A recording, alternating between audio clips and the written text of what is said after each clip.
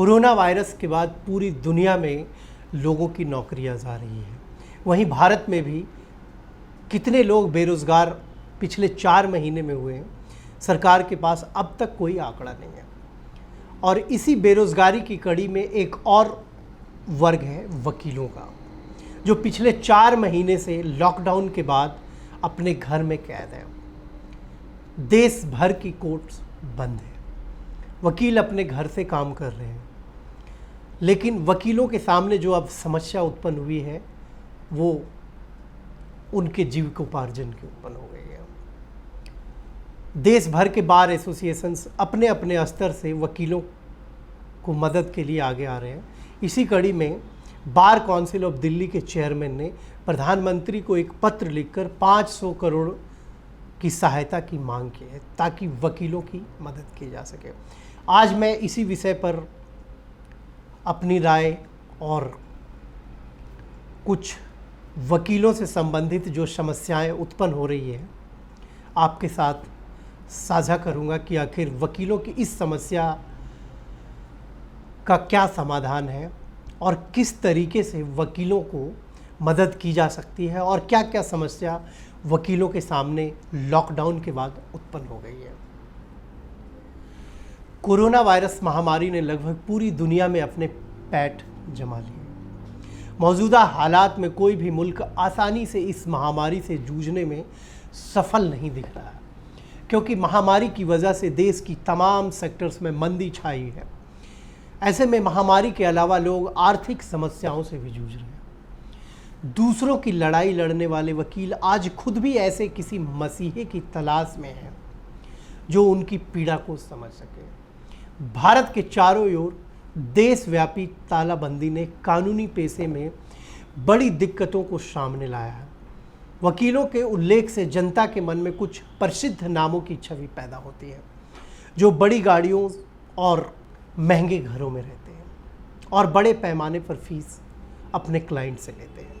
लेकिन ये खंड एक छोटा अंश मात्र है। देश में अधिकांश वकील विशेषकर निचली अदालतों में अपनी आय के लिए केस टू केस आधार पर कार्य करते हैं। ऐसे में महामारी ने उनके पेशे को बुरी तरह अपने लपेटे में ले लिया है। जब 24 मार्च को सामाजिक दूरी पर जोर देने के साथ राष्ट्रव्यापी तालाबंदी की घोषणा की गई, तो न्यायपालिका उच्चतम न्यायालय से लेकर सबसे निचली अदालतों तक ने फैसला किया कि वो केवल अंतत जरूरी मामलों में भाग लेंगे। सभी मामलों की सुनवाई वीडियो कॉन्फ्रेंसिंग के माध्यम से करने का निर्णय लिया गया। लेकिन ये जरूरी मामले कौन से होंगे, यह भी एक मुद्दा रहा। वीडियो कॉन्फ्रेंसिंग का विषय तकनीकी कौशल और प्रशिक्षण तक पहुंच के महत्वपूर्ण सवालों को उठाता है, जो एक वकील के लिए अपने मामलों को ऑनलाइन माध्यम से अदालत में प्रस्तुत करने के लिए आवश्यक है। भारत में अधिकांश वकीलों के पास ये कौशल नहीं है या उनके पास उच्च गति के इंटरनेट कनेक्शन नहीं है। उनके शीर्ष पर विराजित कोर्ट अपर्याप्त रूप से ऑनलाइन प्रक्रियाओं के लिए भी सुसज्जित नहीं है। वर्चुअल कोर्ट के लिए एक सामान्य अधिवक्ता को भी कंप्यूटर या लैपटॉप, इंटरनेट और एक कार्यालय की आवश्यकता होती है, जो कि देश के 90% अधिवक्ताओं के पास नहीं है। और ना ही इन सब चीज़ों की व्यवस्था करने के लिए कोई वित्तीय सहायता ही है। पूरे परिदृश्य ने क्लाइंट्स को न्याय प्रदान करने के लिए वकीलों की क्षमता को प्रभावित किया है। लॉकडाउन के दौरान वकील नए मामलों को उठाने में सक्षम नहीं है।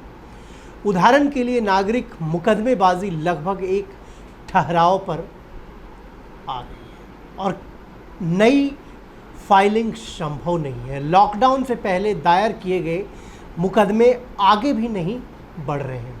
कोरोना वायरस लॉकडाउन ने न सिर्फ मजदूरों को बल्कि पेशेवर वकीलों को भी शहर से पलायन को विवश किया है। ऐसे में ये वकील गांव को लौटकर किस प्रकार जीविकोपार्जन करेंगे, यह बड़ा सवाल है। कहने को तो सरकार ने 20 लाख करोड़ के आर्थिक पैकेज का ऐलान किया है, मगर फिर भी कुछ वर्ग अभी भी इस पैकेज को समझने में असफल है। भारत में लगभग 25 लाख पंजीकृत अधिवक्ता हैं। उच्चतम न्यायालय में अधिवक्ता आशीष राय लिखते हैं कि तालाबंदी के इस कालखंड में बहुसंख्यक अधिवक्ताओं के परिवारों की आर्थिक स्थिति इतनी दयनीय है कि संबंधित राज्य बार काउंसिल को उन परिवारों को दैनिक आवश्यकताओं के लिए कुछ सहायता राशि का आवंटन करना पड़ा है, परंतु ये सहायता राशि इतनी पर्याप्त नहीं है कि अधिवक्ता परिवारों की आर्थिक सहायता को ठीक कर सके। अधिवक्ताओं की सामाजिक सुरक्षा का भी विषय बार बार उठता रहा है। कुछ राज्यों ने तो अपने अधिवक्ताओं के लिए स्वास्थ्य बीमा का प्रयोजन किया, परंतु बहुत से राज्यों में अभी भी ऐसी स्थिति नहीं है। कुछ राज्यों की बार काउंसिल ने वृद्ध अधिवक्ताओं के पेंशन की भी व्यवस्था का प्रावधान किया है, लेकिन आज आवश्यकता इस बात की है कि अधिवक्ताओं के परिवारों के स्वास्थ्य बीमा, सावधि बीमा और पेंशन की एक केंद्रीयकृत व्यवस्था हो, जिससे अधिवक्ता परिवारों को सामाजिक सुरक्षा मिल सके। अखिल भारतीय अधिवक्ता परिषद ने मौजूदा हालात की दृष्टि से अधिवक्ताओं की ज़रूरतों के मद्देनज़र केंद्र सरकार को एक प्रतिवेदन सौंपा है। वहीं बार काउंसिल ऑफ दिल्ली ने भी प्रधानमंत्री को एक पत्र लिखकर मदद मांगी है। अधिवक्ताओं को 5 लाख तक का ऋण सस्ती ब्याज दर पर 6 माह के लिए किस्त भुगतान स्थगित करने के प्रावधान की व्यवस्था उपलब्ध कराने की मांग अधिवक्ता परिषद ने की है। गौरतलब है कि वकील अधिवक्ता ऐसे लोग हैं जिन्हें आज़ादी से पहले से लेकर आज की 21वीं सदी तक राष्ट्र निर्माण में अहम भूमिका निभाने के लिए जाना जाता है, चाहे देश में चली आ रही कुप्रथाओं का उन्मूलन करना हो या किसी गरीब के हक की बात। हाल ही में इस तालाबंदी के दौरान भी एक वकील ने ऐसे कोरोना मरीज जिन्हें अस्पतालों में बेड नहीं दिया जा रहा था, उनके लिए मुफ्त में केस लड़ने की बात कही। कई वकील संक्रमित भी हुए। बात रोटी की है और सम्मान की भी। यह विशिष्ट वर्ग आज संघर्ष कर रहा है।